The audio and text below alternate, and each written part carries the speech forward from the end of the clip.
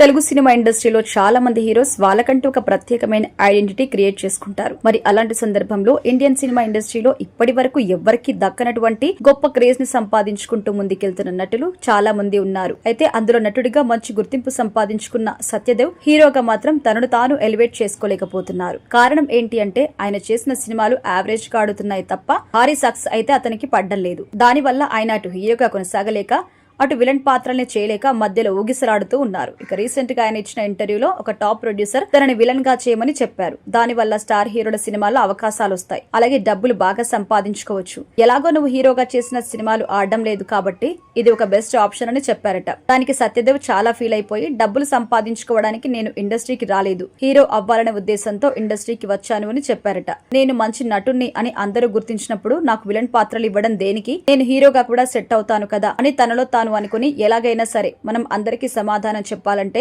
ఒక హీరోగా solid success సాధించాలనే ఉద్దేశంతో ఉన్నాను అని చెప్పడం విశేషం. ఇక రీసెంట్ గా కింగ్డమ్ సినిమాలో విజయ్ దేవరకొండకి అన్నగా నటించిన సత్యదేవ్ ఆ సినిమాతో మంచి గుర్తింపు సంపాదించారు. విజయ్ దేవరకొండ కంటే కూడా ఆయన చేసిన క్యారెక్టర్ చాలా బాగుంది, చాలా మంది ప్రేక్షకులకి కనెక్ట్ అయింది. నటుడిగా మరొక మెట్టు ఎదిగారనే చెప్పాలి. అయితే మరి ఇప్పుడైనా ఆయన మంచి సినిమాలతో ప్రేక్షకుల ముందుకొచ్చి భారీ సక్సెస్ సాధిస్తారా లేదా చూడాలి. అయితే సత్యదేవ్ లాంటి నటుడు తెలుగు సినిమా ఇండస్ట్రీలో మరొకరు లేరు అనేది వాస్తవం. ఎందుకంటే ఆయన చేసిన డిఫరెంట్ పాత్రలు ఎవ్వరూ పోషించలేకపోతున్నారు. గాడ్ ఫాదర్ సినిమాలో విలన్ గా చేయడానికి కూడా ఒక రీజన్ అయితే ఉందట. మెగాస్టార్ చిరంజీవి తనతో మాట్లాడి నువ్వు నా సినిమాలు చేయటం వల్ల ఎక్కువ మంది ప్రొడ్యూసర్లు నిన్ను చూస్తారు, ఎక్కువ మందికి రీచ్ అవుతావు, తద్వారా నీకు మంచి అవకాశాలు వస్తాయని చెప్పడంతో సత్యదేవ్ ఆ పాత్రలో చేయడానికి గ్రీన్ సిగ్నల్ ఇచ్చారట. కానీ ఆ సినిమా తర్వాత అన్ని అలాంటి పాత్రలు రావడంతో ఆయన వాటన్నింటినీ రిజెక్ట్ చేస్తూ వస్తున్నారు. మొత్తానికైతే తాను హీరోగా రాణించడమే తన లక్ష్యం అంటూ చెప్పడం అయితే విశేషం సత్యదేవ్.